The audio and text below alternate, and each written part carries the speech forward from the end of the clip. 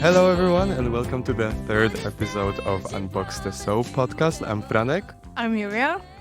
and today we wanted to cover the topic of witchcraft and witches.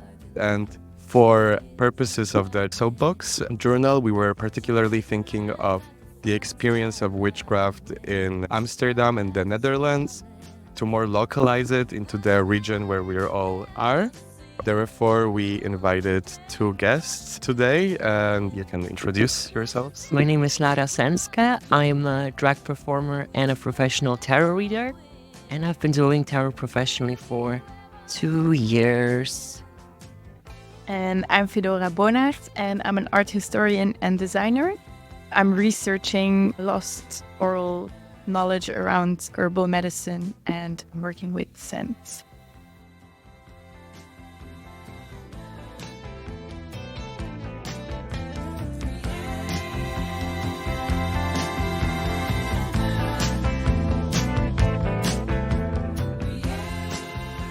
Perfect. Great. So as we can see, we have a more theoretical approach and a more personal approach towards witchcraft. So maybe let's start with the history of the region. And Fedora, your thesis focus on the city of Mechelen. Yeah. Do I pronounce it right? Mechelen, yes. Yes. Could you tell a bit about the history of the city and why did you choose it? So Mechelen, it's a city in Belgium. And it was actually a botanical center in the 16th century because a lot of humanists focused on collecting all the herbs in the region and creating the first herbals. So these are books where the herbs are all categorized and described, and then they describe the name of the plant, when it grows, how it grows, and most importantly, the medicinal properties. This is from the moment when universities were established and when doctors needed a university degree. So I find that a very interesting point within history because, of course, women weren't welcomed by universities. So the perspective completely changed. Beforehand, you really had this oral knowledge, the wise women in the villages, in the cities that held all the knowledge. But from that moment onwards in history, it all got institutionalized and then choices were made and different perspectives were initiated. Therefore, we see that from that moment onwards, there was a lot of loss on knowledge around contraceptives, abortion, enlightening menstrual cramps, things for menopause. I find it really important point in history to study, to try to retrace the lost knowledge. Nice. To put up on that, I was wondering, because after the COVID pandemic, people have moved to more alternative ways of healing and taking care of their bodies. And this deep-rooted hate for institutionalized medicine, maybe hate is a big word, but distrust is very much visible.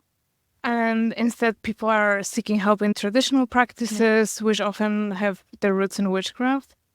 I was wondering if you would say that there is a need now to come back to these theoretical, academic, strict forms of healing. Sure. And you used the word quackery in your thesis. And I was wondering, how would you explain this quackery to people? Quackery, it's really a term from this region that origins from here. And if you literally look at the origin, it comes from quack, like a duck. And salve is then like a salve. Quack salver, it is in Dutch. So then it's like quack and salve.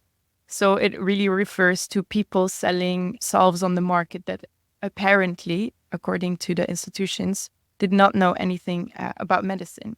So therefore, this point in history where the institutionalization came, of course, then you have something that divides society into people who are eligible to practice medicine and people who are not.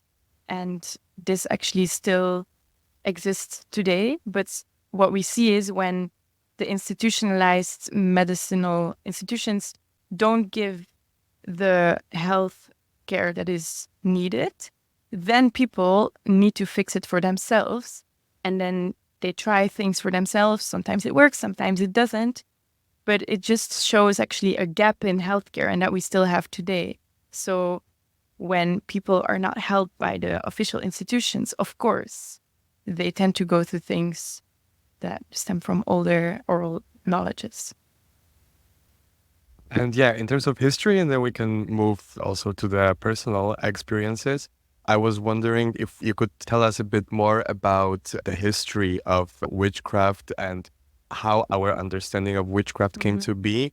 And by asking that questions, I'm also thinking of your theoretical framework for your thesis, specifically Silvia Federici's book, Caliban and the Witch, Women, the Body, and Primitive Accumulation. And also the pamphlet I'm currently reading, which I find very interesting, by Deidre English and Barbara Ekran-Rage, Witches, Midwives, and Nurses, A History of Women Healers, that is mentioned in your article for Headham. Yeah, it's a super complex topic, I find, because what happens with Silvia Federici, for example, she's studying a large period of time and also a very large area. She's talking about France, about England. Yeah, in contrast to her, I find it really important to focus on really local cases, because sometimes I feel like she draws conclusions, big conclusions from things that are maybe not fully related. And therefore, I really did this local study. And there I saw that it's different for every village, for every city. The link with witchcraft and healing is different everywhere. Within the theories, we see that women were welcomed by universities. We also see that the regulations around midwives got restricted. We see all these kind of new laws from that period, but they were different everywhere. And of course, from that moment, from that same period onwards, we see a rise of witchcraft or of witches and witch hunts. And that can be linked to the fact that care was not given to people who needed it. For example, someone who needed an abortion couldn't get it from the official doctors, so they needed to go to someone else illegally who was providing it. And these women were often, sometimes, persecuted as being a witch. But it's important to note that not all midwives were pursued as witches, so it's not a one-on-one relationship. But it's for sure true that within the witch hunts, one of the groups that was attacked was women who were providing care that wasn't given by the official institutes.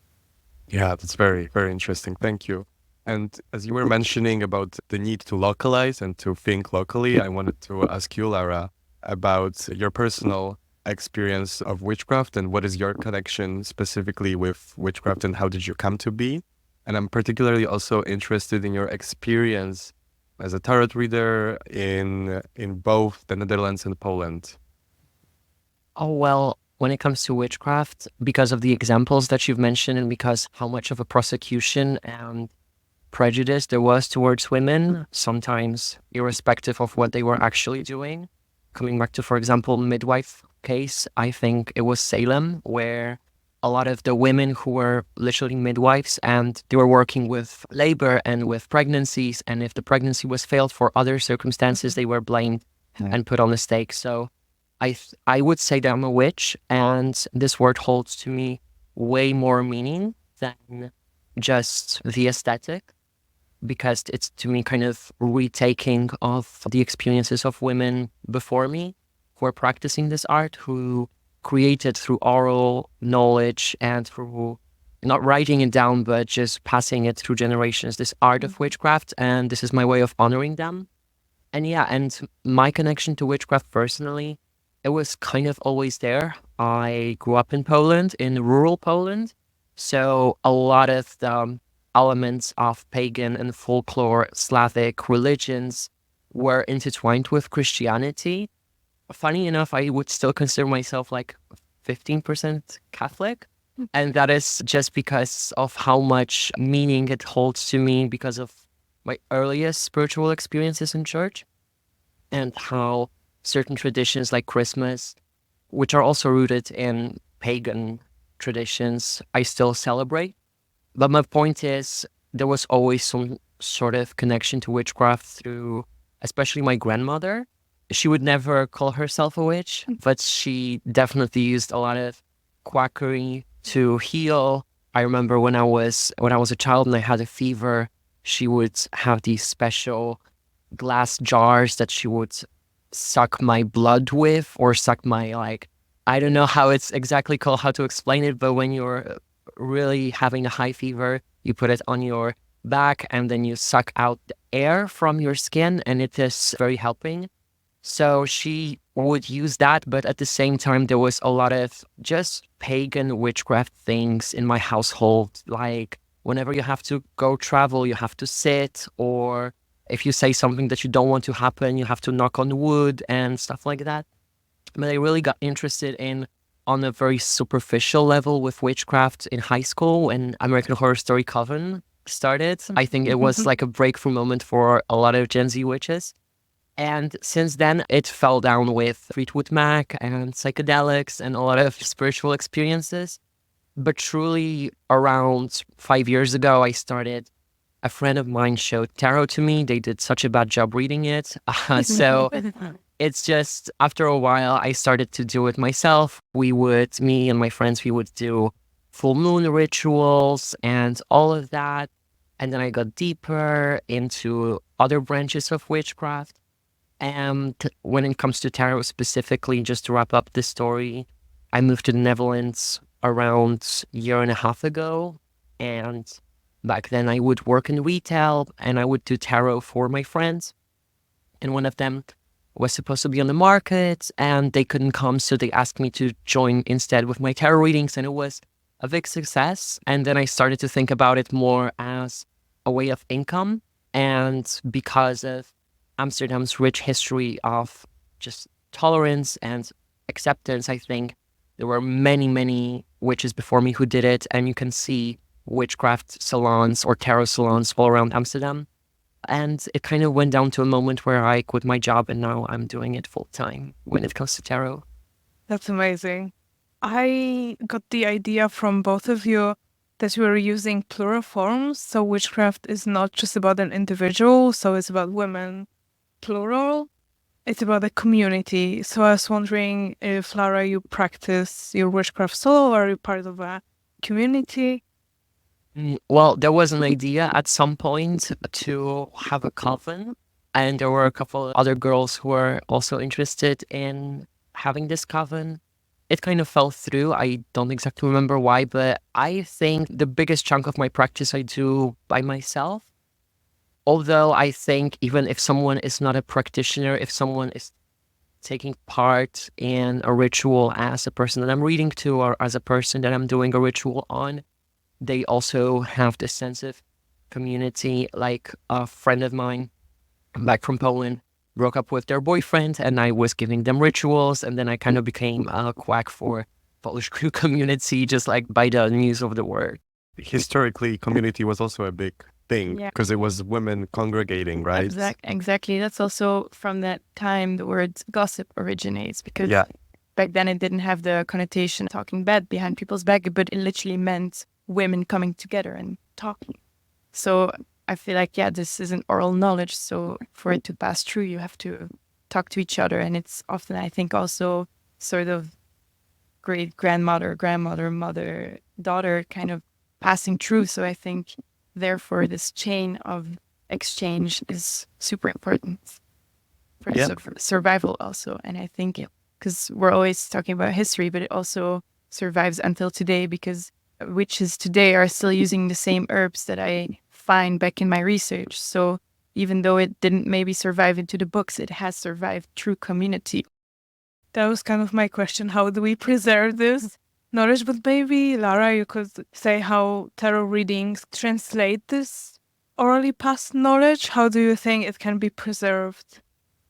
Well, to be honest, I think I'm early on with, and also this perspective of doing it as a way of living sometimes covers the pure intention of it, but whenever I'm in the moment, then I come back to the roots of it and how important that is to me outside of just financial aspect of surviving.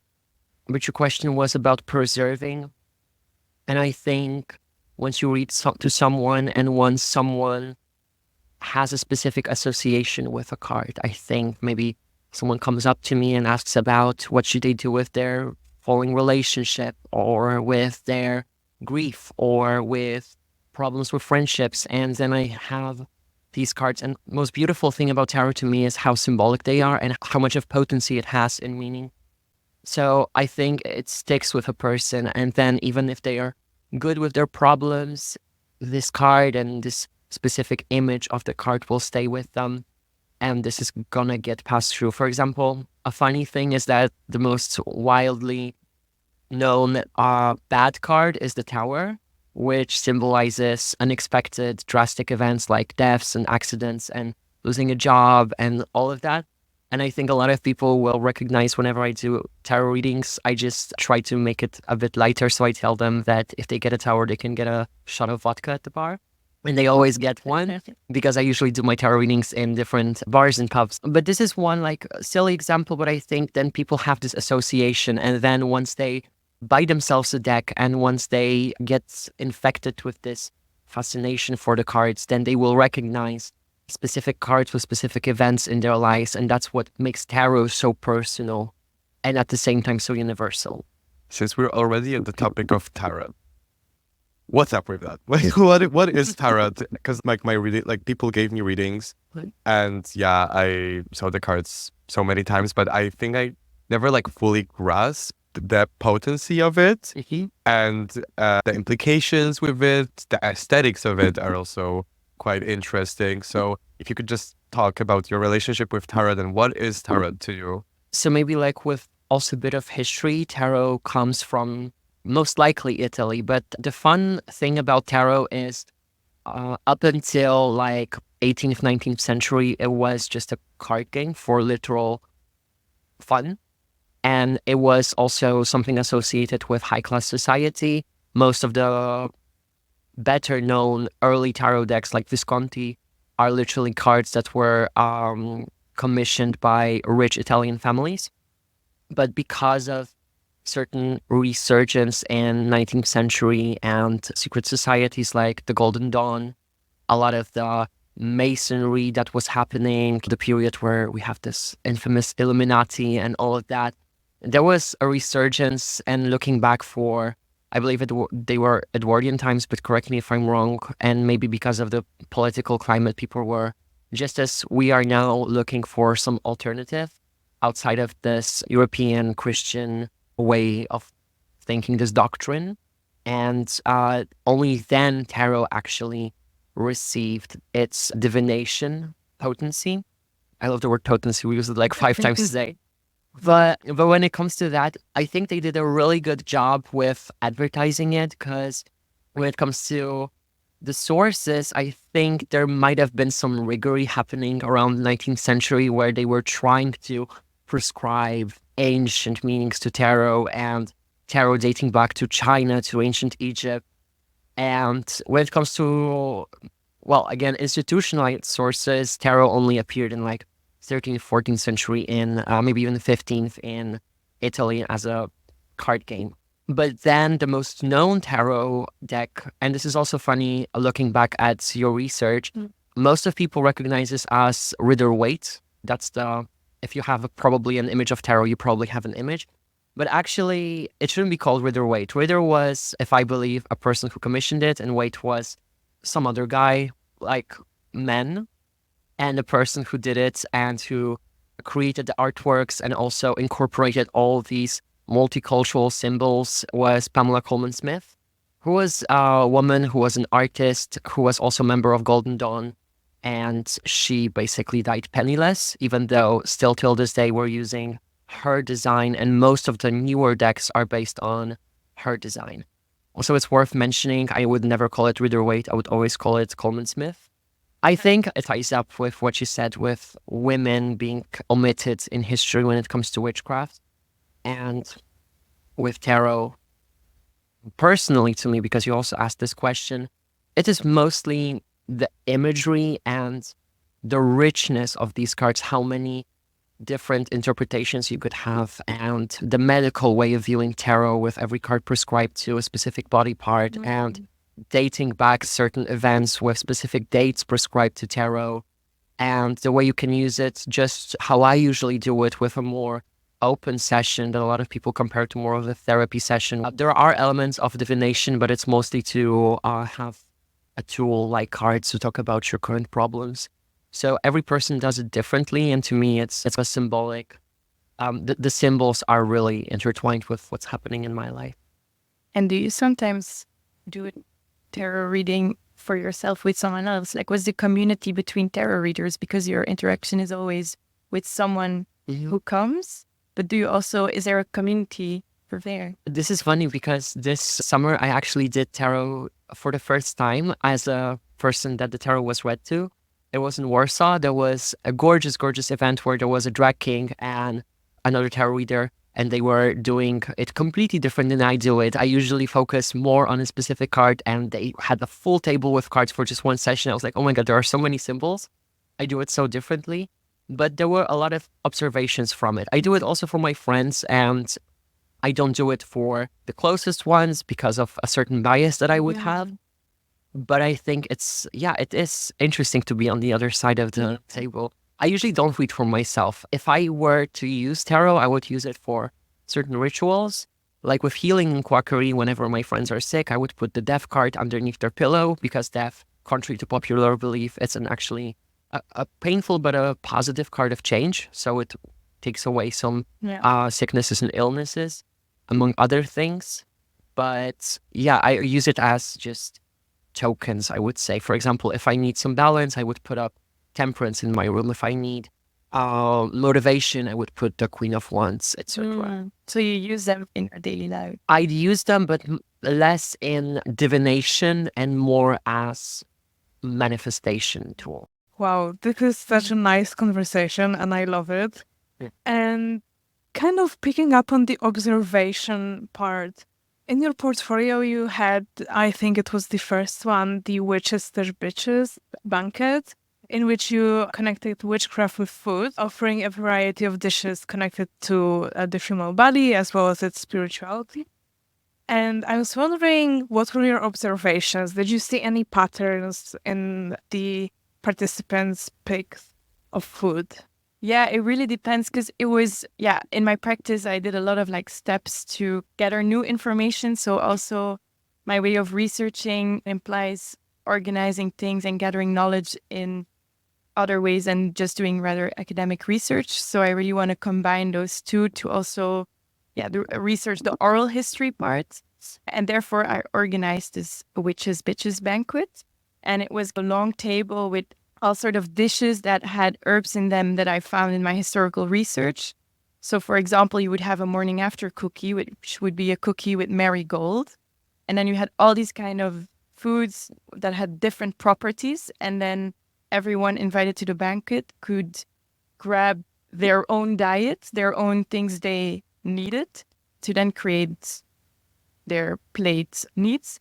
And this was really like an in-between step into my research because it was just like one of the first things I did in the first year that I became obsessed with it.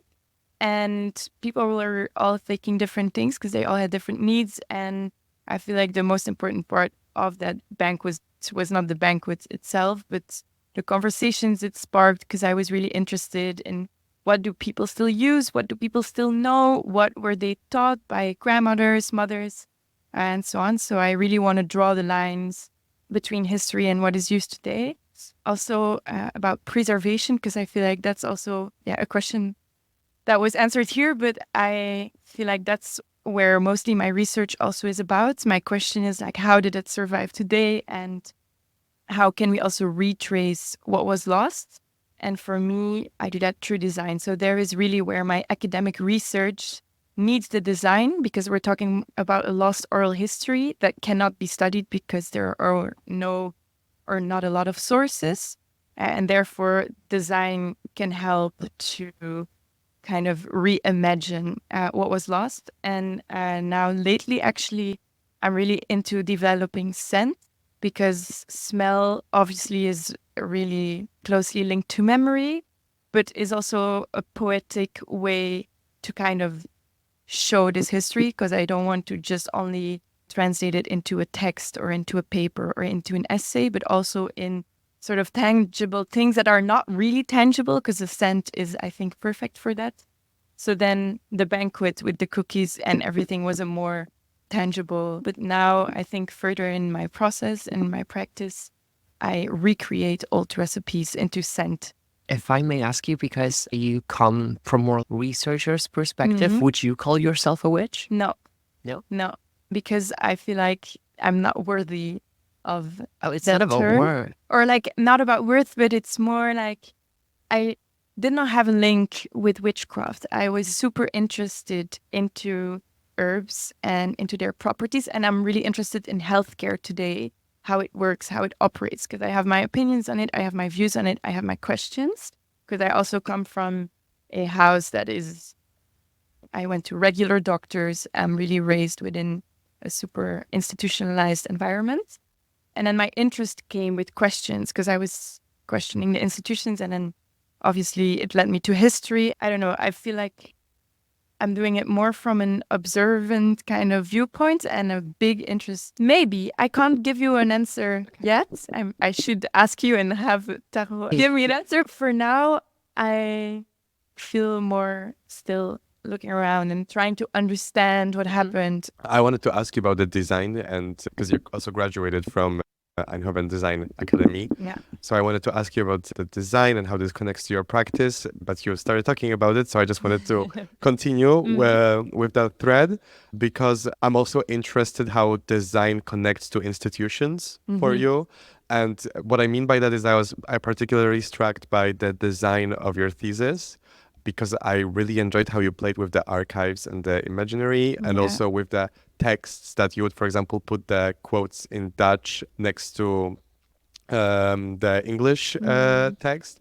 And the image that struck me the most was a picture of Wormkroit in Rembert Dodoen's book. I don't know how to pronounce it, but it's a beautiful picture where a physical herb suddenly becomes embedded into this old book that you're reading, and then we have the text over the flower. And this picture made me think of whether we could understand design here and connecting it to witchcraft as an attempt to demasculinize university Yes, and absolutely. decolonize the way we have been taught to understand institutionalized knowledge. Yeah, for me, it's exactly that. So I started with art history, and I did my bachelor's and my master's in art history, and I really liked it, but I was bumping into the wall of the institution, of the fact that a paper had to be Times New Roman, 1.5 line in between, and that there were all these kind of rules. And I feel like it limited my creativity also into sources, because you really had to, check the boxes of what an academic paper was or is. And therefore, I was really looking for something that could help me break out of that system while still being a researcher, because I am, and that's also still what I love doing most, but without those limitations. And then I found contextual design at Design Academy, and this is really where everything becomes research, how you want to do it. And that's really where I found my way of researching. And creativity, and replace the boundaries, replace the limitations of academic research. So therefore, it's true that breaking these limitations with design, with speculative design, maybe even, but then you can get new ideas, new perspectives. If you're looking from somewhere else, then you're also going to have another opinion or perspective, or highlighting indeed decolonization or talking about feminism. Sometimes there's not really a place for it within strict academics, because there's also not the methods for it, because you need to use these kind of sources, or you need to do it within this kind of framework. But there is no framework for this oral history. So to research oral history, you need design, experimentation, speculation, because there is nothing to hold on to. So therefore, I feel like design and academic research, if you combine them, you can really get further. I wanted to ask you about, Lara, about designing tarot cards, because I feel like recently tarot cards have become really object of capitalism and profit, and you see a lot of different, sometimes very cartoonish designs of tarot cards, but cat edition, something like this. And I wanted to ask you, how do you feel about this, and does that maybe impact the way people view tarot readings? Well, I guess it would have to be approached individually with every single new deck. To be honest, I often like themed decks. If I'm, for example, a fan of Game of Thrones, so if there's going to be a Game of Thrones deck, it's going to be pretty cool.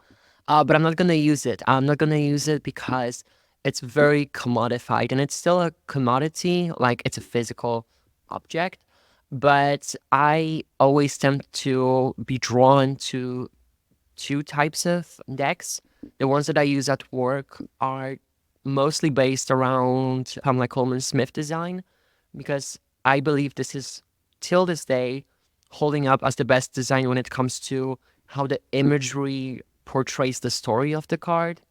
In a sense, everything that you see, it's not only very visible what's happening on the card, but it's also still having all these symbolics there. Like, for example, Nine of Swords, a card of Nightmares and Traumas, has a character laying in bed, covered with a blanket with symbols of zodiac signs and swords of Damocles hanging over her head. So there's a lot of symbolism, but at the same time, it's pretty visible that she's not doing great. Like she is having a bit of a floppy era in this card.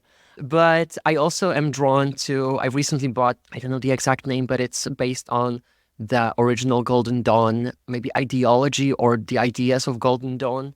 And these cards are so abstract. There is so much richness in symbolism. There is symbolism from Kabbalah and Zodiac and Roman history and biblical context as well. So there's so much symbolism that the card becomes automatically richer. So that type of deck I would use more for rituals and for studying cards. My favorite part of the practice is just like sitting with a card and looking at all the minuscule details within it to find some more meaning. But when it comes to the specific newer designs, it depends on the person. I feel it still needs to be respectful. And if you're basing off of someone else's work, and most of the time it's Pamela Coleman Smith, then I don't know if she would like a fucking cat as a magician. I don't know if she would like that. But yeah, that is just, I think people who use tarot will, this is the invisible hand of capitalism, the invisible market hands. And whenever I go to a tarot store, the nicer decks are usually sold out and you're only left with some 3D cat bullshit. Maybe keep them away from tarot unless they're already there. Yeah, since we're talking also about tarot reading, and I wanted to kind of like also link it to the conversation on institutions, and it's a question for both of you, I guess. How do we ensure that we can get educated on witchcraft, for example, and witchy practices, and know that this knowledge that we get is like not misleading? Or how do we evaluate if the knowledge that we gain is good or not? Because that kind of brings me to your article, right? Like, are TikTok healers contemporary quacks or rare reason witches? That's your article, Yeah. where it's great that we see this phenomenon of women taking over the knowledge on witchcraft, but then sometimes, yeah, we can once again encounter quackery. And how do we ensure that what we encounter is valid? Well, we don't, I think. We can never know. So that's really the problem when this knowledge is not taken seriously by the institutions, let's say. There are no regulations, so we cannot see whether someone is truthful or not.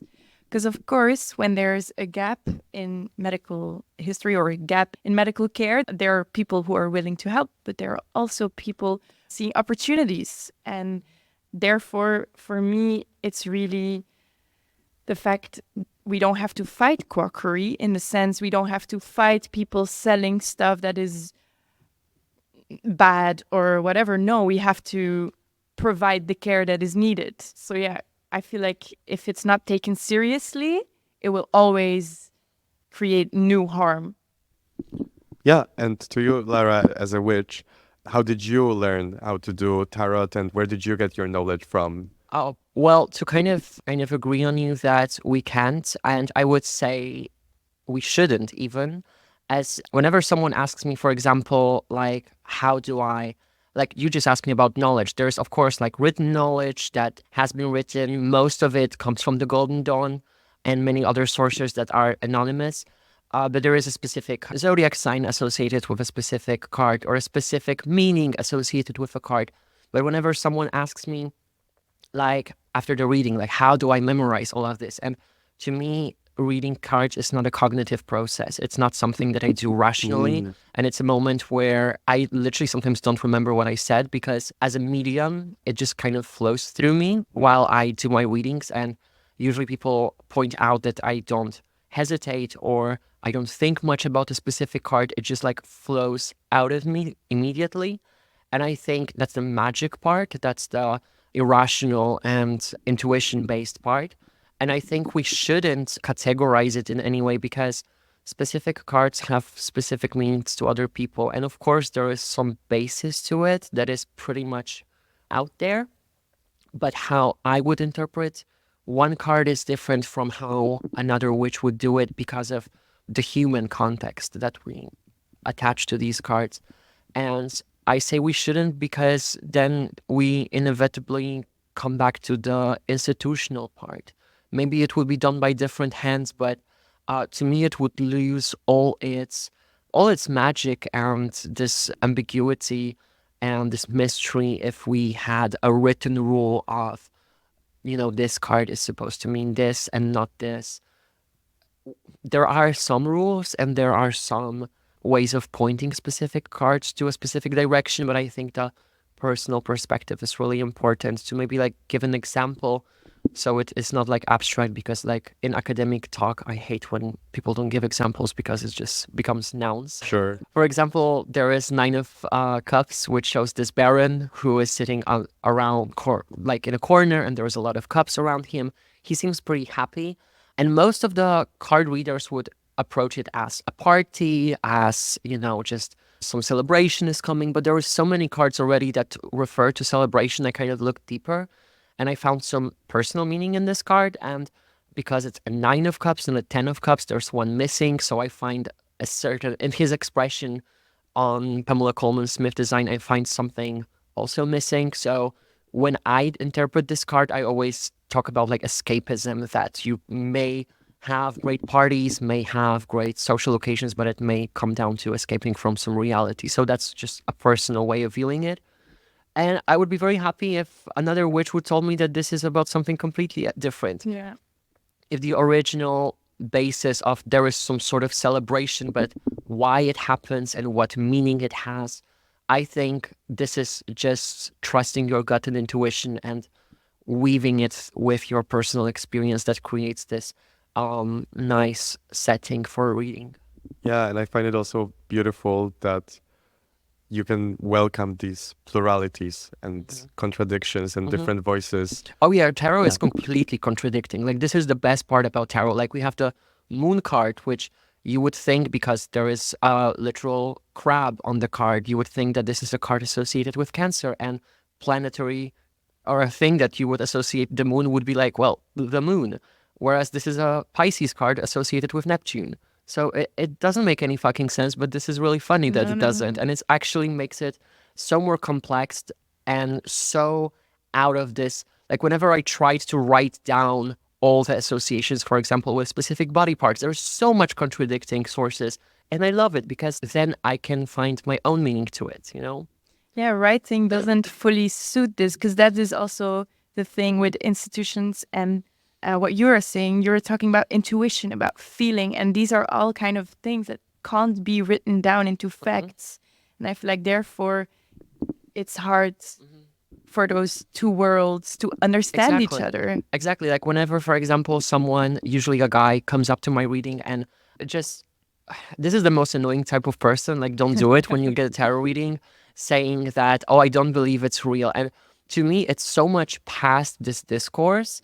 To me, science and witchcraft or magic or supernatural elements of our life are such different ways of interacting with the world. And people, for some reason, contrast like religion versus science. And to me, it's completely apples and oranges. Like, you either view science through the lens of religion or vice versa, and it doesn't make any sense. You probably, if you view it scientifically, different parts of your brain will light up when you do something spiritual. But the idea is basically that we should move on past the discourse of is it real? Because sure, if you're going to do research and if you're going to take a sample crowd and do all this bullshit, it will probably not be like that. Exactly. But it's not about it at all. No, it's about the fact that emotions and conversation and intuition are equally important. Yeah. And I feel like if you're saying it's not real, you're putting this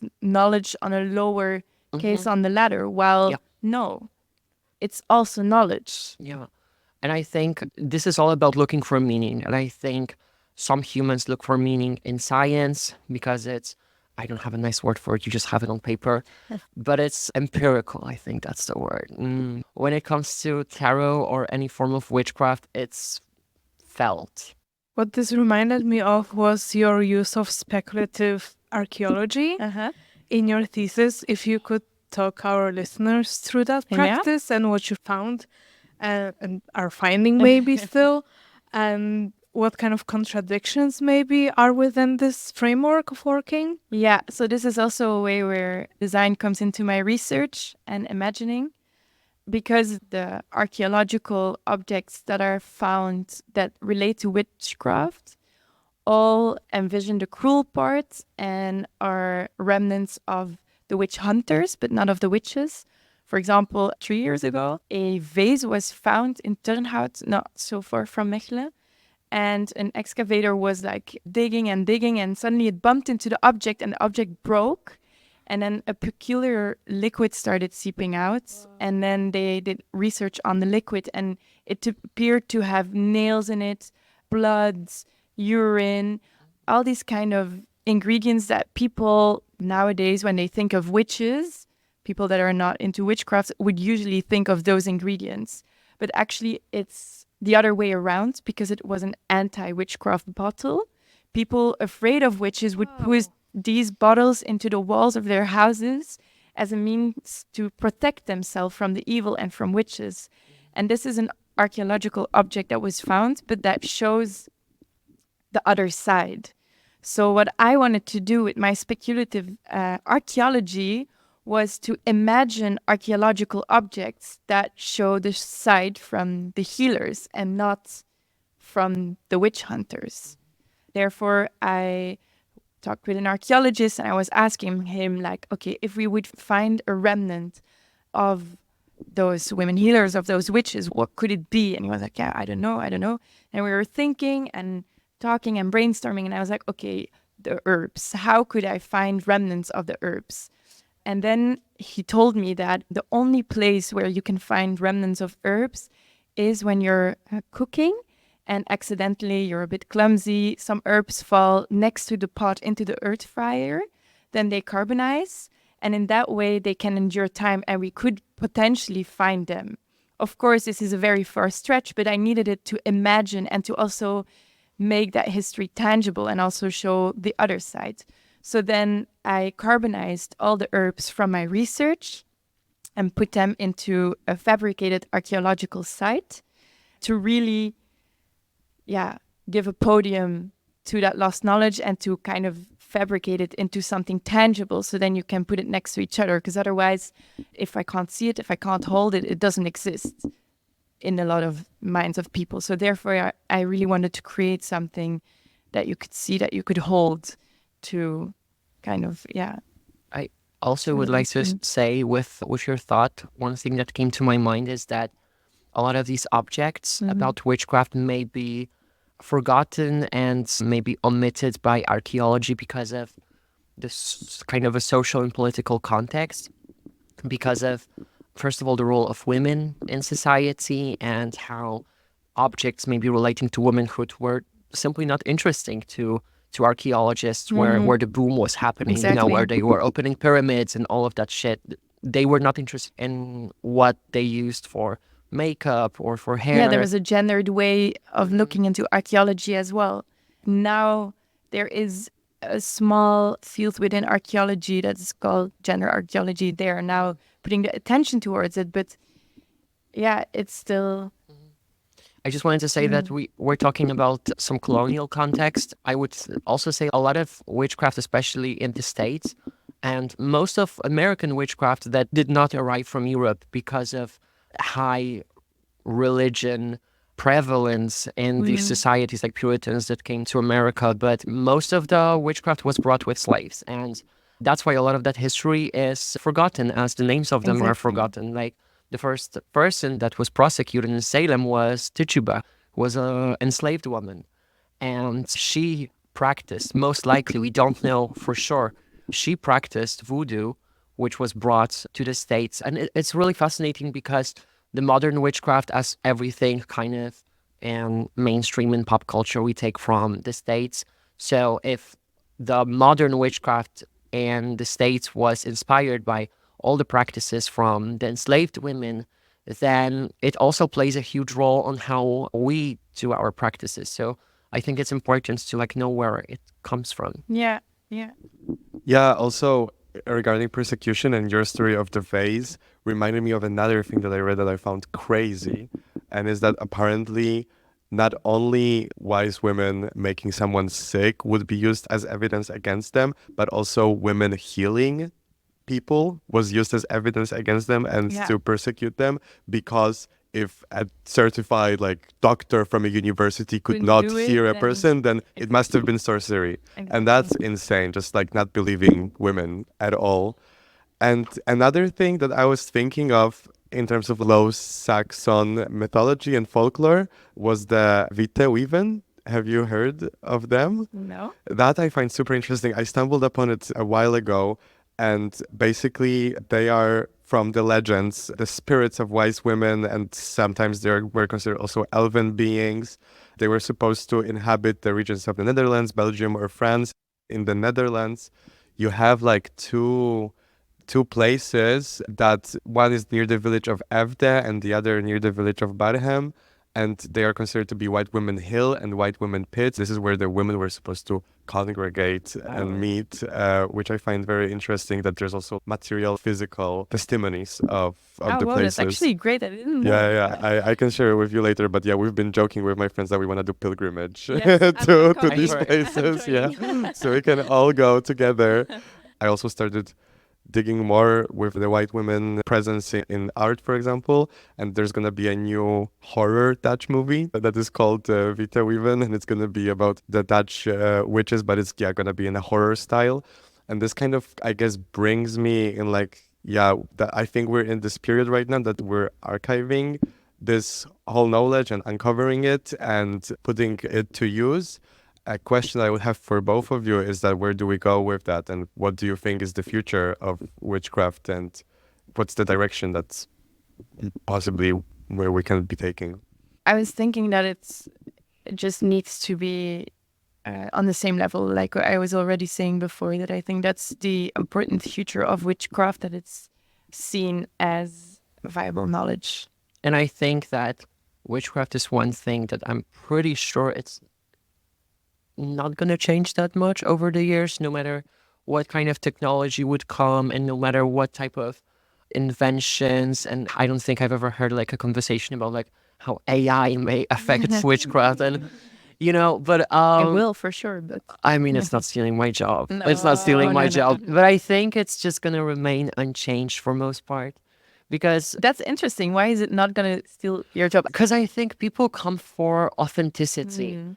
We have almost everything put on a platter in a supermarket, and yet people will go out their way to go to a bakery and go to a butcher's to buy, or go to a farmer's market to buy real produce, because in this world, when everything is produced in such a grand scale, we want authenticity.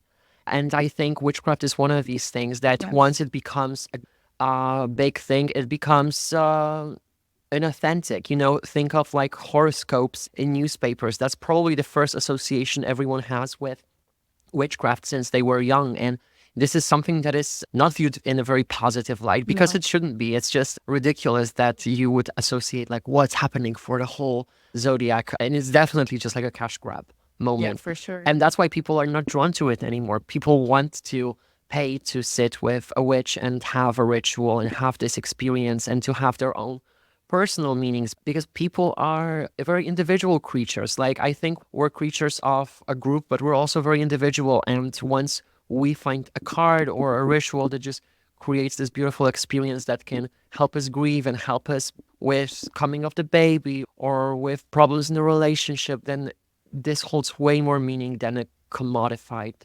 product or a service. And that's why I don't think witchcraft is going anywhere. Yeah. And what do you guys think is the pop culture's role? I'm thinking Wicked now. I was about to see it tomorrow, actually. In general, I think pop culture lately has been very good in depicting witches. For example, coming back to American Horror Story, that is probably one of my favorites depictions because it's authentic to history. There's mentions of like actual people that were doing witchcraft in New Orleans. The first thing that I think about is The Witch, the horror film from Robert Eggers, I believe 2017. It's about... Yeah, it's so good. It's really good. It's a horror about like this Puritan family being excluded from one village and living on their own in a new land on the soil of America. And of course, all this territory was new. It was wild. There was nature. There were Native American tribes there who at the time were scary to Europeans. And this creates this horror atmosphere, and the witchcraft is a center part to it. But the most interesting part is that witchcraft itself and what it does isn't the scare part. The scariest part is how people are scared of witchcraft. Yes. It's not the fact that there is someone like a witch doing rituals and putting spells and this is scary and we should be afraid of the witch. No, it's actually how the people in the family react to every single mention of witchcraft. There is Thomasine, who is the eldest daughter, and she is accused by witchcraft by her family. And spoiler alert, I'm sorry. But whatever she does is being viewed as witchcraft. And most of the tension and most of the horror from this film come from the fact that she is also lost. She is also scared of this environment that is mysterious and has this magical and scary aura. And there is actual witchcraft in the film. But this is actually the finale where she embraces it. And she embraces it in such a powerful final scene, which is, I think, a fresh thing to not see the witch as a horror flick, something that scares, but rather the finale is embracing. And the same with Suspiria from 2018. Like a form of liberation. Yeah, it's a form of liberation. And even though it is put in the lens of horror, I still think it's really it's not that far from the truth. I mean, there is a lot of scary stuff in the cards. It also totally ties back to the witch's bottle that was found. That it's such an object that shows that people were afraid and scared.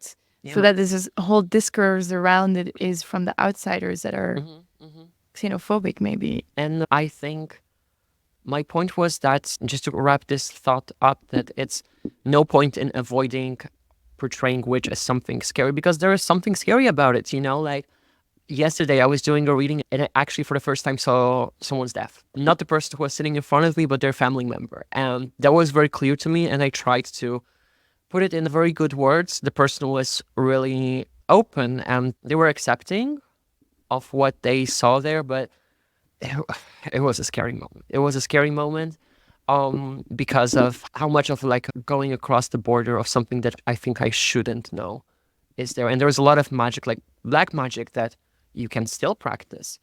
And I know people who practice it. And it's a pretty scary business as well. So just to show a full perspectives, we do normal stuff. We go to bars and we read tarot cards, but also some witches put spells on people. And that also like makes it well-rounded, I would say. We will have to wrap up because we've been talking for over an hour and it was a great conversation and I really, really enjoyed it. And I was just wondering if there's anything that you would like to add, both of you, if there's anything, a thought that is lingering in the back of your mind. Now, just the importance of emotion, intuition. I think I got out of this conversation. I think that because of this conversation, if the right-wing wave actually shifts back to witch hunting in the 20th century, then I'm probably very fucked after this conversation. We will defend you. We'll congregate. That was just a metaphor. I'm not put a actually a spell. witch.